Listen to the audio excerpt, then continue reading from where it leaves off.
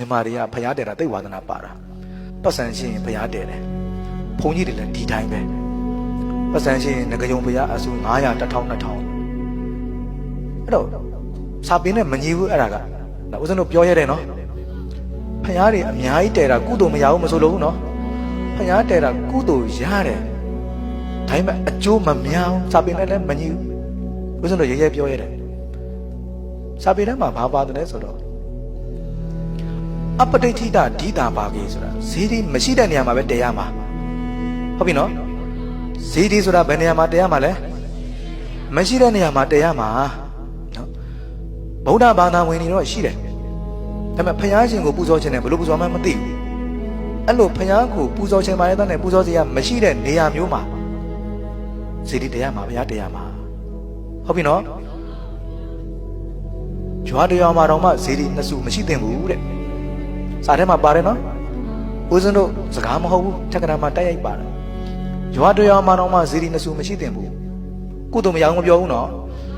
ဘာဖြစ်လို့လဲဆိုတော့ကဲထားပါတော့ဈေးဒီနှစ်စုရှိမယ်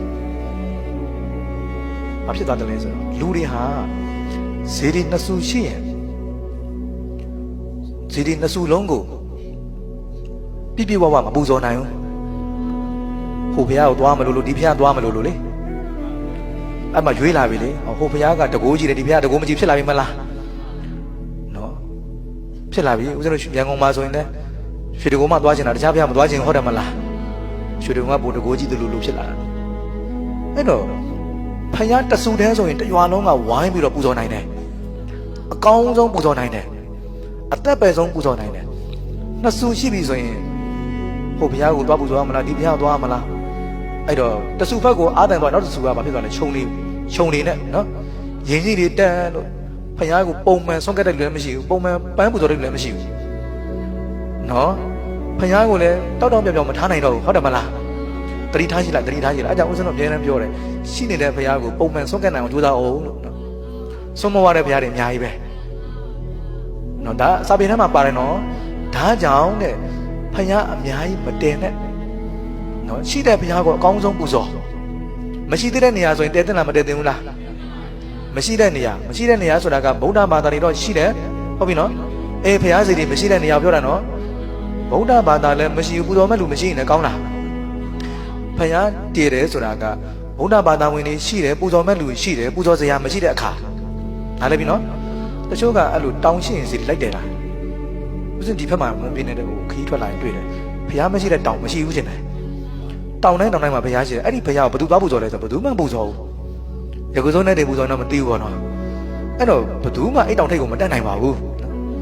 အဲ့တော့ဘာဖြစ်လို့လဲမသိဘူးတောင်းရှိရင်ဘုရားလိုက်တယ်ရတာကြီးပဲဆိုတော့ဦးဇင်းတို့ဒါကြောင့်ဒီဦးဇင်းတို့ဘီလင်းကနော်တောင်ဆုံးကဓမ္မဒုတဆရာတော်ကြီးအားလုံးကြားဖို့ကြပဲထင်တယ်နော်ပြန်တော်မူသွားပြီဆရာတော်ကြီးခဏပြောတယ်